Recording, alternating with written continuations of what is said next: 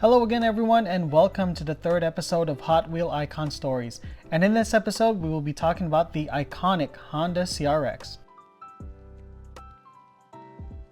So I have two castings for you guys this time of two generations of the CRX, but we're going to start off first with the first generation 1985 Honda CRX. So let's get this open so we can take a closer look. So this casting out of the box is really clean. I love the shade of white they're using, the red and blue stripes, the turbo underscript. Like it looks so simple and clean, even though it's like there's a lot of modification to it. But now let's go in depth and talk about the history of the first generation CRX.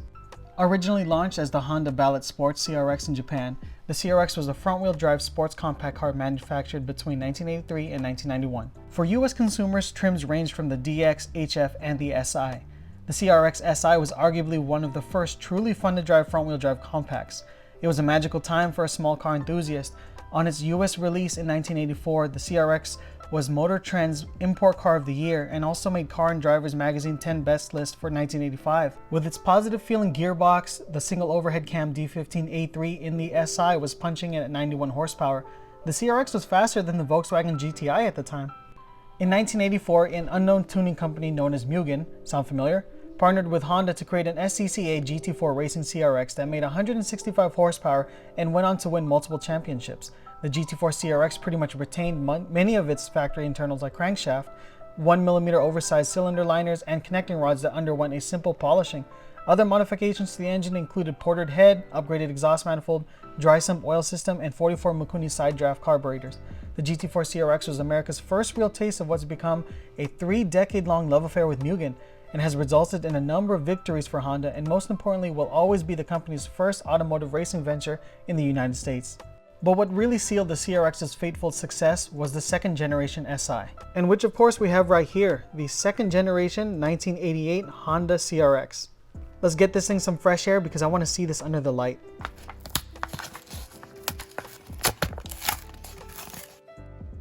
So this is a bone stock second generation CRX.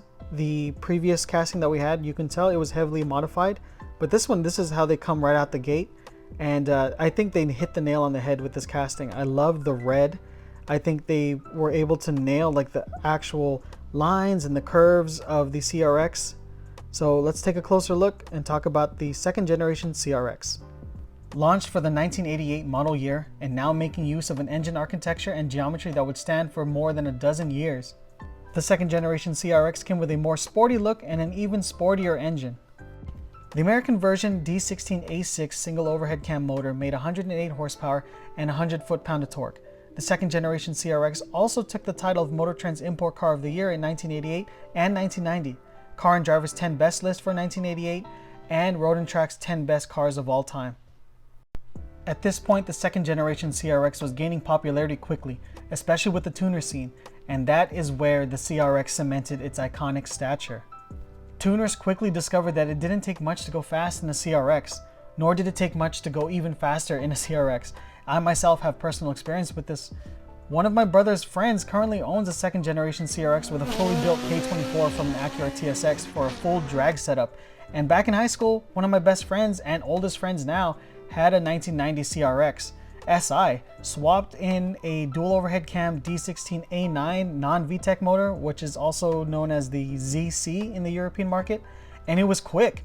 It was a far leap from the 108 horsepower D16 that he originally had, and we used to bomb up and down the hills of San Jose, and I was always chasing after him with my Corolla. Which brings me to the discussion of the suspension of the CRX and our surprise casting for this episode.